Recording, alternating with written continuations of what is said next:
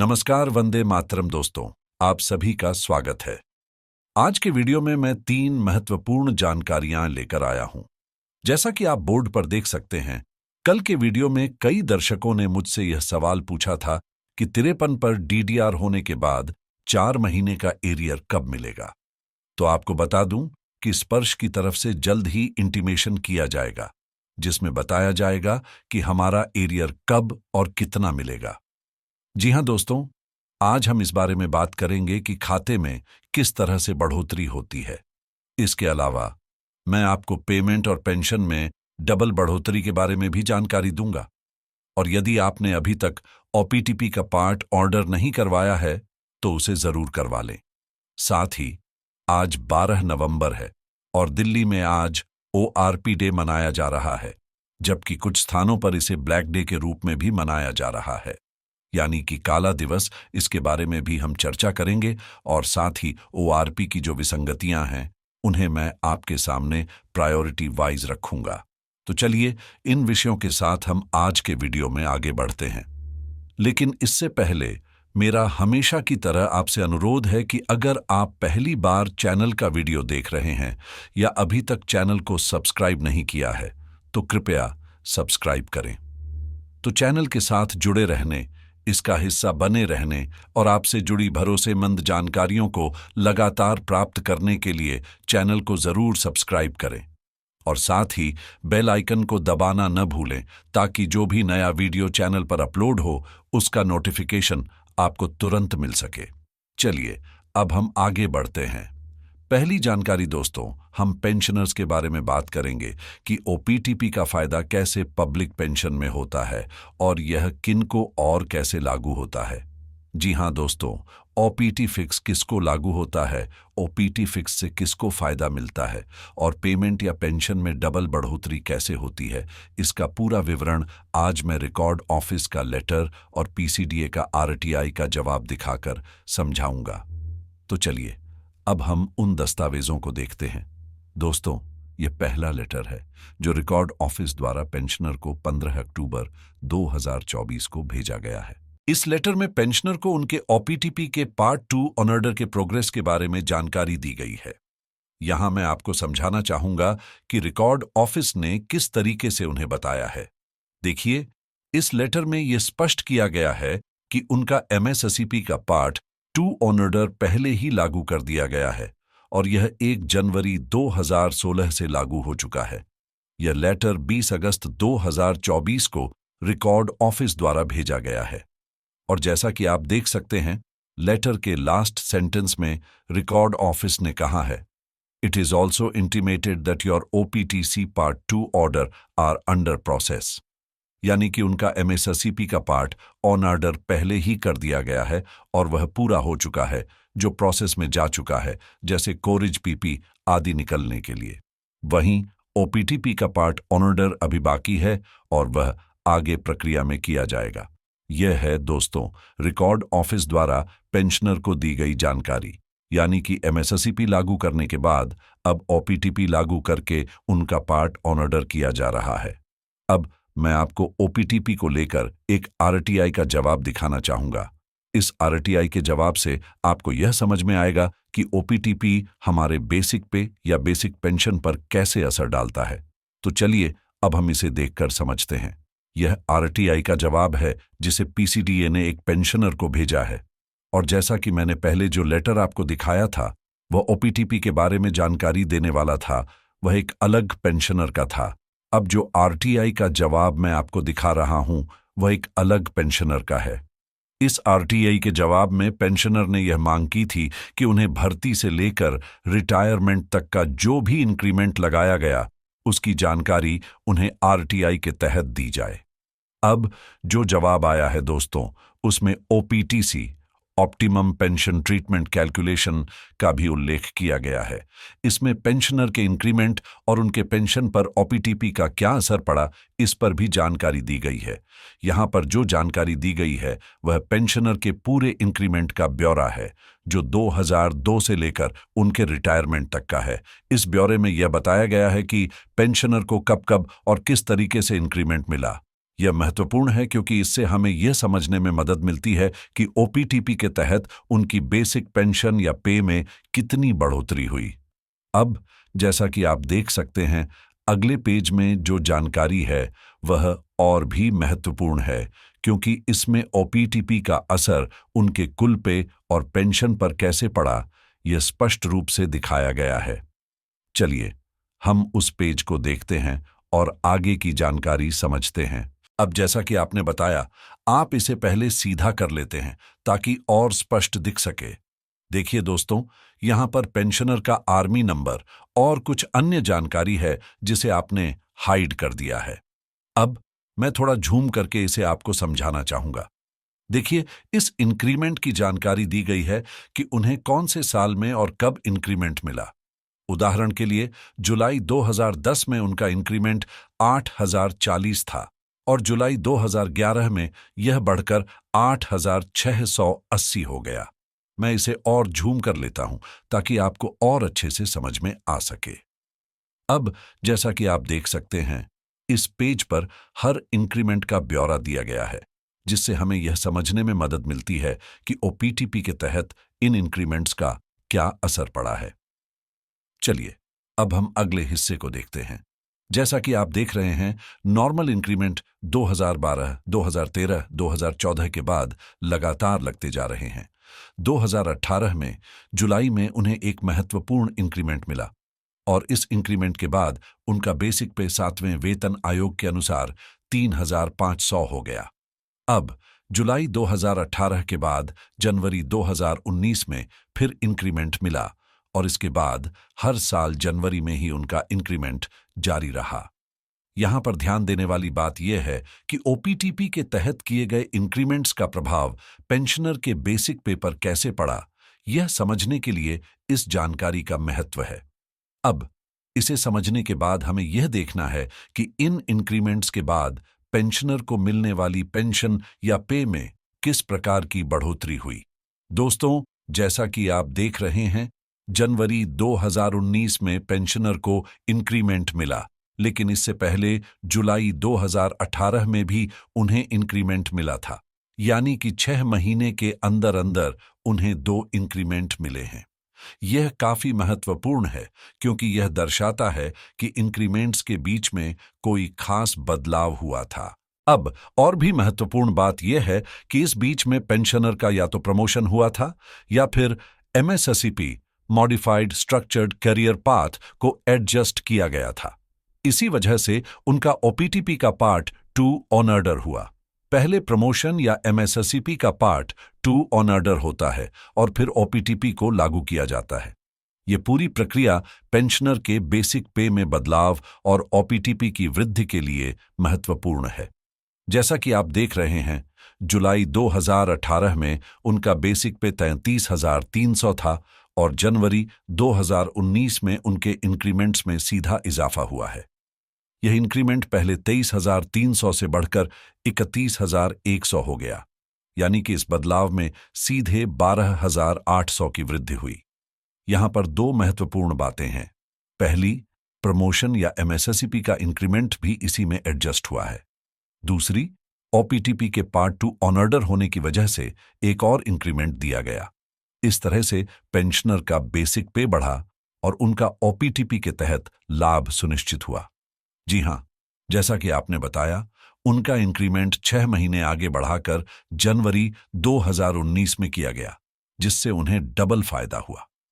पहले उनका इंक्रीमेंट 33,300 था और अब यह सीधे 43,100 हो गया, यानी कि 12,800 का सीधा इजाफा हुआ। इस वृद्धि में प्रमोशन या एमएसएसईपी का इंक्रीमेंट भी शामिल है और इसके साथ ही ओपीटीपी का भी इंक्रीमेंट जुड़ा हुआ है। इसके अलावा एक और महत्वपूर्ण फायदा हुआ कि उनका इंक्रीमेंट पहले की तुलना में जल्दी हो गया, यानी इंक्रीमेंट की तारीख को 6 महीने पहले कर दिया गया, जिससे उन्हें इस बढ़ोतरी का अधिक फायदा मिला। इस तरह से ओपीटीपी और प्रमोशन दोनों मिलकर पेंशनर के लिए एक बड़ा लाभ लेकर आए।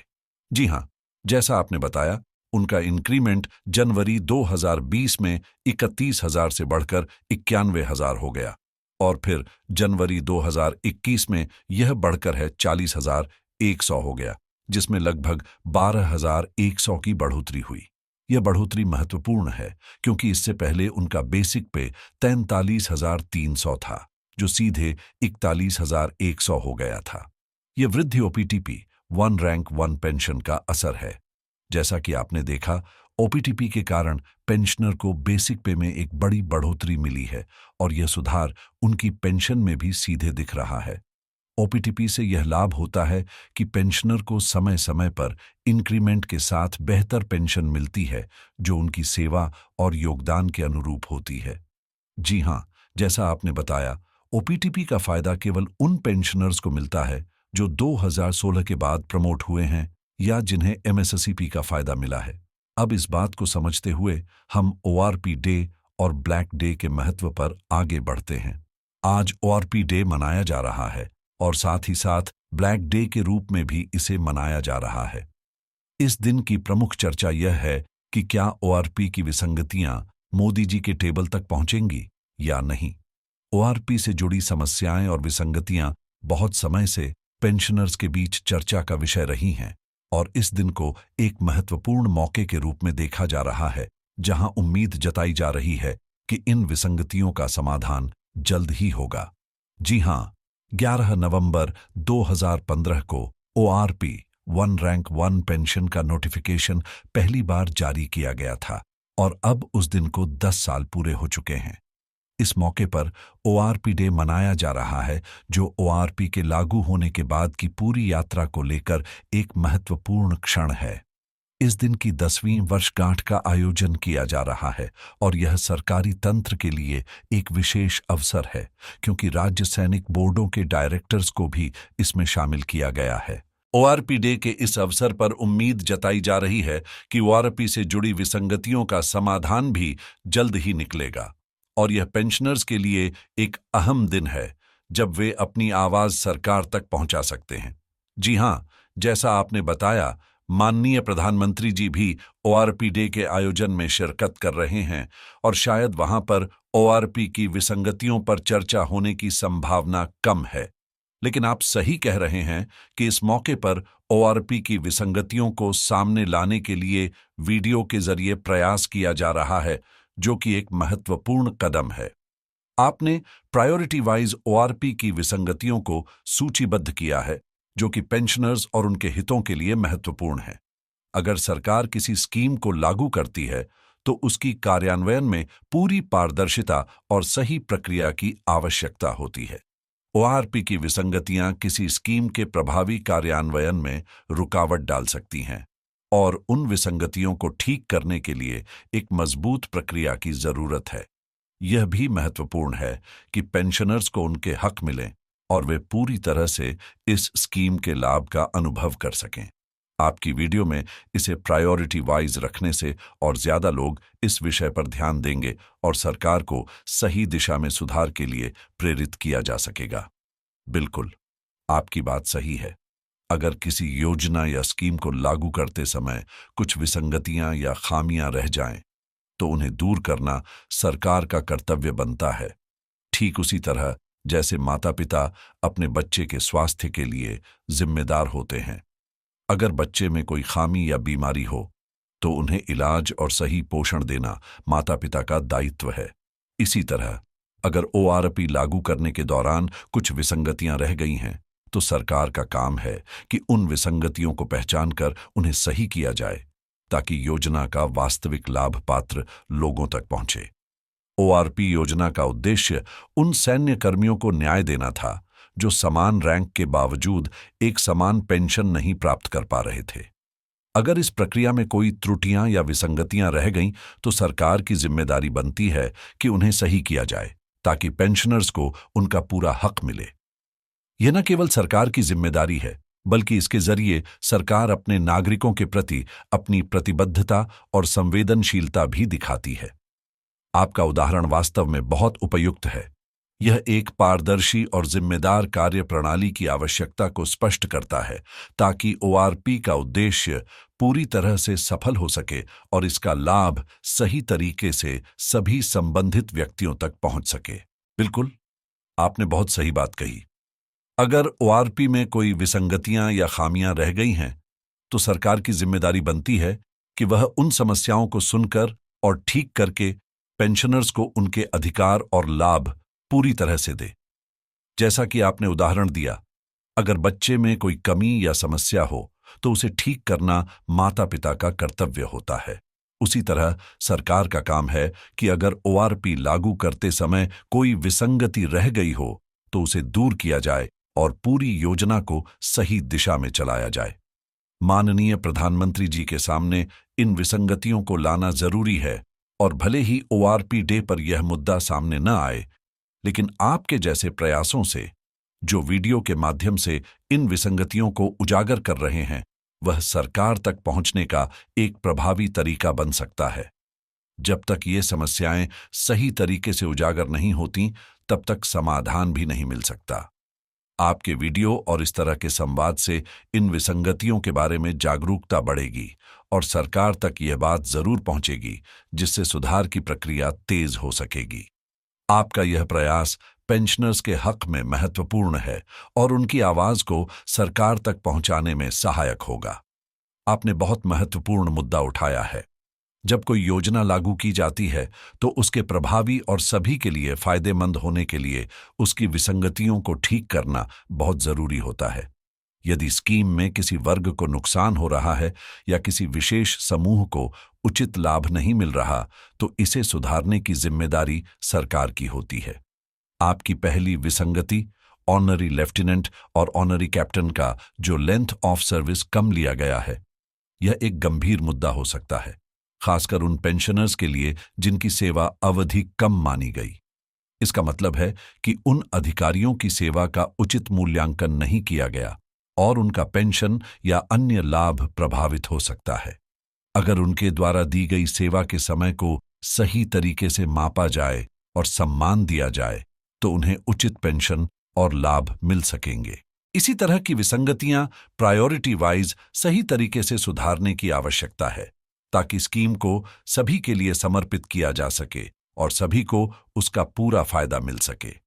आपकी यह पहल बहुत महत्वपूर्ण है, क्योंकि इन विसंगतियों को उजागर करने से सरकार पर दबाव बनेगा और सुधार के लिए कदम उठाए जाएंगे। आपकी बात बिल्कुल सही है। जब किसी व्यक्ति ने 32 साल की सेवा दी है, तो उस सेवा के आधार पर उसे पूरा और सही लाभ मिलना चाहिए। यदि ओआरपी में केवल 30 साल या उससे कम की सेवा का ही हिसाब लिया जा रहा है, तो यह स्पष्ट रूप से एक विसंगति है और यह किसी के साथ भी अन्याय होगा।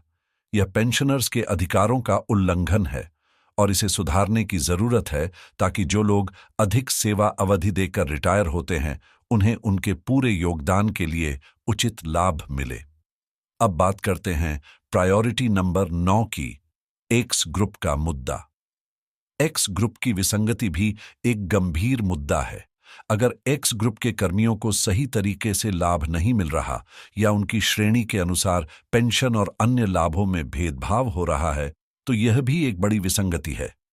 एक्स ग्रुप के कर्मियों ने भी अपनी सेवाएं दी हैं और उन्हें उनके योगदान का सही मूल्य मिलना चाहिए। यदि किसी विशेष श्रेणी को ओआरपी के तहत कम लाभ मिल रहा है, तो यह अन्यायपूर्ण होगा और इसे जल्दी से जल्दी सही किया जाना चाहिए। इन विसंगतियों को सरकार को गंभीरता से लेना चाहिए, ताकि ओआरपी के लागू होने के बाद भी हर पेंशनर और कर्मचारी को उसका उचित हक मिल सके। बिल्कुल, एक्स ग्रुप के पेंशनर्स को 2016 से पहले और बाद में बांट देना एक बहुत बड़ी विसंगति है। यह बराबरी के अधिकार का उल्लंघन करता है। अगर पेंशनरों को उनके सेवा अवधि के हिसाब से समान अधिकार नहीं मिल रहे, तो यह पूरी तरह से गलत है। 2016 से पहले और बाद के पेंशनरों के बीच भेदभाव करना किसी भी तरीके से उचित नहीं हो सकता। दोनों को समान आधार पर और समान नियमों के तहत लाभ मिलना चाहिए, ताकि कोई भी पेंशनर खुद को असमान महसूस न करे। इसे जल्दी से सही करने की जरूरत है। अब बात करते हैं प्रायोरिटी नंबर 8 की। इसके बारे में आपको क्या लगता है, क्या विसंगति हो सकती है? यह बहुत बड़ी विसंगति है।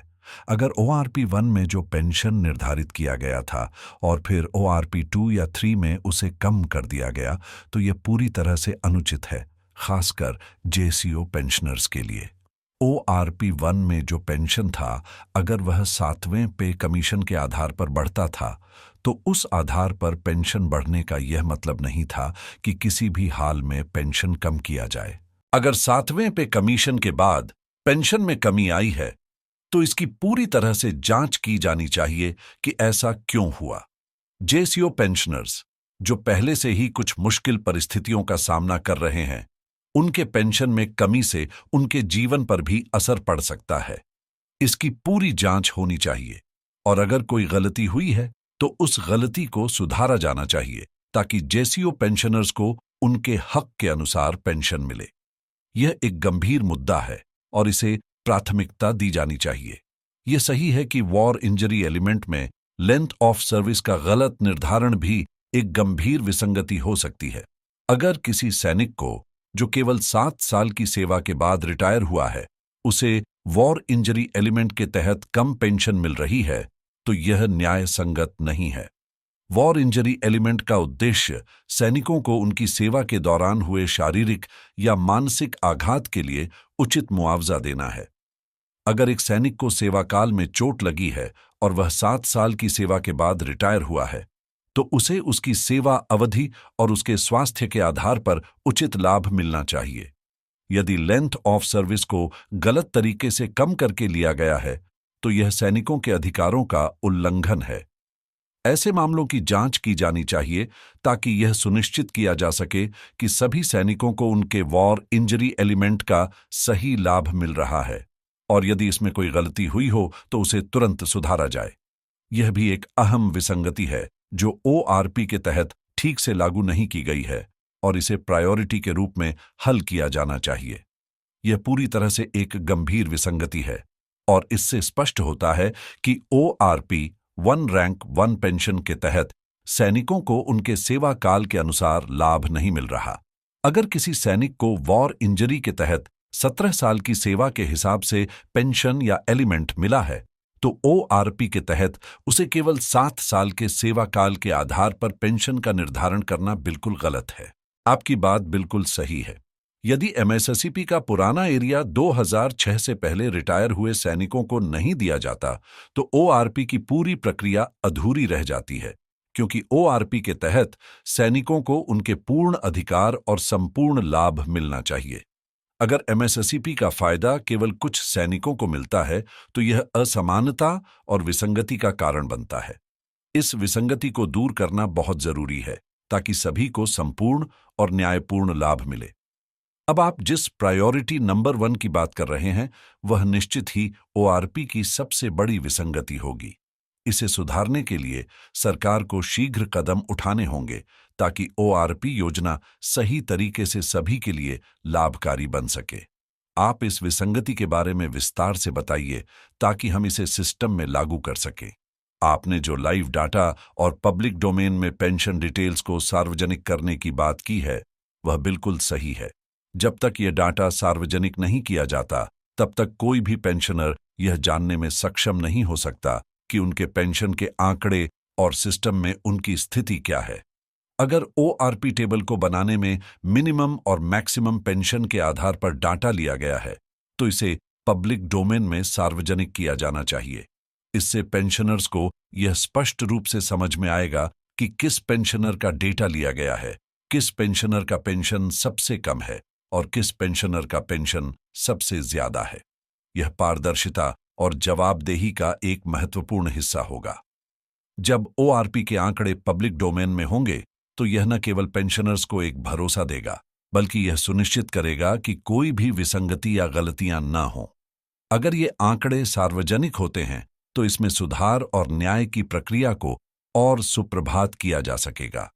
इसके अलावा पेंशनर्स को यह समझ में आएगा कि उनके पेंशन का निर्धारण किस आधार पर हुआ है और इसमें कहीं कोई विसंगति तो नहीं है। आपका सुझाव बिल्कुल सही है। ORP को नीट और क्लीन रखने के लिए और उसमें पारदर्शिता सुनिश्चित करने के लिए यह बेहद जरूरी है कि PCDA pensioners central data aggregator सरकार को यह जानकारी प्रदान करे कि किसी पेंशन की न्यूनतम राशि, जैसे 17 साल के सिपाही का 400 रुपये का निर्धारण करने के लिए किस सिपाही का डेटा लिया गया। अगर मिनिमम पेंशन का आधार किसी विशेष सिपाही का डेटा है तो यह सार्वजनिक किया जाना चाहिए, ताकि सभी पेंशनर्स यह जान सकें कि उनके पेंशन का निर्धारण किस आधार पर किया गया है। इस प्रक्रिया से पारदर्शिता सुनिश्चित होगी और पेंशनर्स को यह भरोसा मिलेगा कि उनका पेंशन न्यायपूर्ण और सही तरीके से निर्धारित किया गया है। यह साफ सुथरे तरीके से सुनिश्चित करेगा कि कोई भी पेंशनर यह न कह सके कि उनके साथ अत्याचार हुआ है या गलत तरीके से पेंशन तय की गई है। अगर इस प्रक्रिया को अपनाया जाता है तो यह न केवल पेंशनर्स को राहत देगा बल्कि सरकार और पीसीडीए पर भी विश्वास बनाए रखेगा। आपकी बात बहुत महत्वपूर्ण है।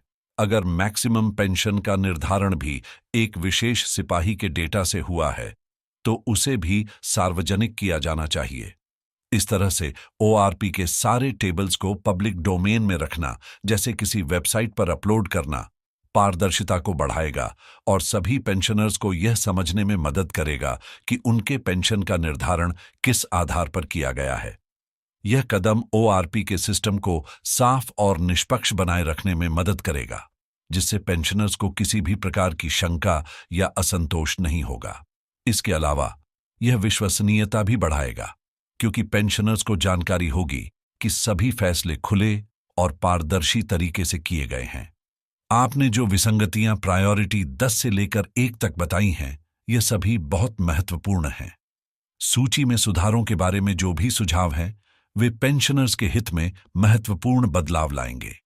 मैं मानता हूं कि यह एक सही दिशा में उठाया गया कदम है और जितनी जल्दी सरकार इस दिशा में कदम उठाएगी, उतना ही सभी के लिए लाभकारी होगा। अगर आप चाहें तो और भी बदलाव या सुझाव जोड़ सकते हैं और लोगों से कमेंट्स के माध्यम से उनकी राय भी ले सकते हैं। यह लोकतांत्रिक प्रक्रिया है और इसे ज्यादा से ज्यादा लोगों तक पहुंचाना जरूरी है। आपकी बात सही है कि ओआरपी में कई विसंगतियां हैं जिन्हें सुधारने की जरूरत है। कुछ पूर्व सैनिक जो आज के दिन को काला दिवस के रूप में मना रहे हैं, उनकी निराशा को समझा जा सकता है, खासकर अगर उन्हें लगता है कि उनकी सेवाओं का उचित सम्मान नहीं किया गया। यह निश्चित रूप से सरकार और संबंधित अधिकारियों के लिए एक संकेत है कि ओआरपी में सुधार की आवश्यकता है। आपने स्पर्शदेगा, कन्फर्मेशन और डीआर के एरियर की बात की, तो यह भी एक महत्वपूर्ण मुद्दा है। जैसे कि आपने बताया, 4 महीने का 53% डीआर एरियर नवंबर में दिया जाएगा। यह एक स्वागत योग्य कदम है जो पूर्व सैनिकों की वित्तीय स्थिति को सुधारने में मदद करेगा। यह पेंशनरों के लिए एक राहत का विषय है, क्योंकि पेंशन की बढ़ोतरी उनकी लंबी सेवा और त्याग का सम्मान करती है। आपके द्वारा दी गई जानकारी से यह भी पता चलता है कि समय पर अपडेट्स और कंफर्मेशन पेंशनर्स के लिए आवश्यक होते हैं, ताकि वे अपनी भविष्य की योजना बना सकें। इस जानकारी को लेकर अगर आपके पास और अपडेट्स हैं या आगे की जानकारी चाहिए तो बताइए। मैं आपकी मदद करने के लिए तैयार हूं। यह एक महत्वपूर्ण जानकारी है कि स्पर्श द्वारा एरियर के भुगतान से पहले एडवांस इंटीमेशन का संदेश जारी किया जाएगा, जैसा कि पेंशन और एरियर के मामले में पहले भी होता है। इस एडवांस इंटीमेशन का संदेश पेंशनर्स को मिलने से पहले वे ये जान पाएंगे कि एरियर का भुगतान जल्द ही होने वाला है। यह पेंशनर्स के लिए एक राहत का संकेत होता है, क्योंकि इससे उन्हें अपने वित्तीय मामलों को पहले से तैयार करने का समय मिलता है। जब 4 महीने का 53% एरियर जारी किया जाएगा, तब स्पर्श द्वारा संदेश भेजा जाएगा जो पेंशनर्स को सूचित करेगा कि उनका एरियर उनके खाते में जमा किया जाएगा। एरियर का भुगतान सामान्यतः इस प्रकार के संदेश के बाद किया जाता है और यह प्रक्रिया कुछ समय ले सकती है, इसलिए पेंशनर्स को धैर्य रखना पड़ेगा। यह जानकारी बहुत से पेंशनर्स के लिए उपयोगी होगी जो जानना चाहते हैं कि एरियर कब मिलेगा। इसके लिए स्पर्श का आधिकारिक संदेश प्रतीक्षित रहेगा और तब तक पेंशनर्स को किसी भी तरह के भ्रम से बचने की सलाह दी जाती है। यह जानकारी बहुत उपयोगी है। जैसा कि आपने बताया, स्पर्श की तरफ से एक एडवांस इंटीमेशन मैसेज मिलने का अनुमान 10 तारीख या उसके आसपास है, जिसमें पेंशनर्स को सूचित किया जाएगा कि 20 नवंबर के आसपास उनके खाते में एरियर का भुगतान किया जाएगा। यह एक अहम कदम है जो पेंशनर्स को पहले से तैयार होने का समय देगा, ताकि वे अपने वित्तीय मामलों को सही तरीके से मैनेज कर सकें। आपने इस वीडियो में जो जानकारी दी है वह पेंशनर्स के लिए बहुत महत्वपूर्ण है, क्योंकि एरियर के भुगतान के बारे में पहले से जानकारी मिलने से कोई भी असमंजस दूर होता है। आने वाली 20 नवंबर की तारीख से पहले इस एडवांस सूचना से पेंशनर्स को पूरी प्रक्रिया के बारे में स्पष्टता मिलेगी। जय हिंद।